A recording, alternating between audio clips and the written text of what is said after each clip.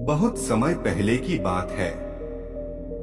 China के एक राजा ने अपने बेटे को अच्छा शासक बनाने के मकसद से एक ज़ेन मास्टर के पास भेजा। ज़ेन मास्टर ने कुछ दिन अपने साथ रखने के बाद युवराज को 1 साल के लिए जंगल में अकेले रहने के लिए भेज दिया। जब युवराज लौटे तो मास्टर ने पूछा, बताओ तुमने जंगल में क्या सुना?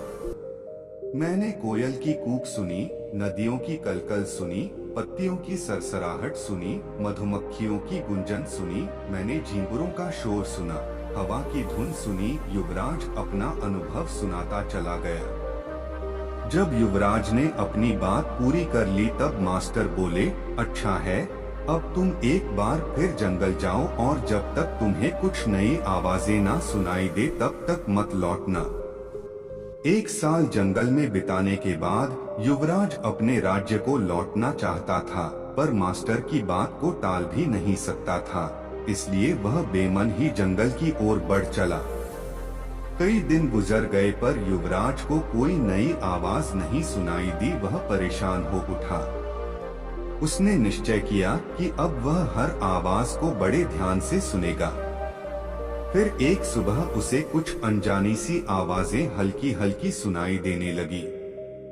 इस घटना के कुछ दिनों बाद वह ज़ेन मास्टर के पास वापस लौटा और बोला, पहले मुझे वही ध्वनियाँ सुनाई दी जो पहले दी थीं, लेकिन एक दिन जब मैंने बहुत ध्यान से सुनना शुरू किया तो मुझे वो सुनाई देने लगा जो पहले कभी नहीं सुनाई दिया था। मुझे कलियों के खिलने की आवाज सुनाई देने लगी, मुझे धरती पर पड़ती सूर्य की किरणों, तितलियों के गीत और घास द्वारा सुबह की ओस पीने की ध्वनियां सुनाई देने लगी।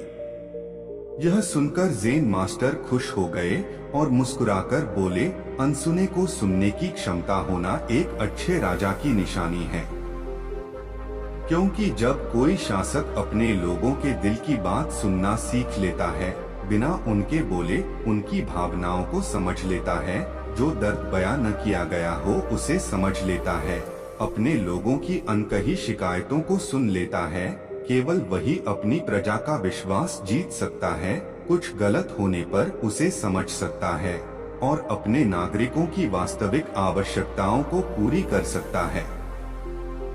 दोस्तों, अगर हमें अपनी फील्ड का लीडर बनना है तो हमें भी वो सुनना सीखना चाहिए जो नहीं कहा गया है।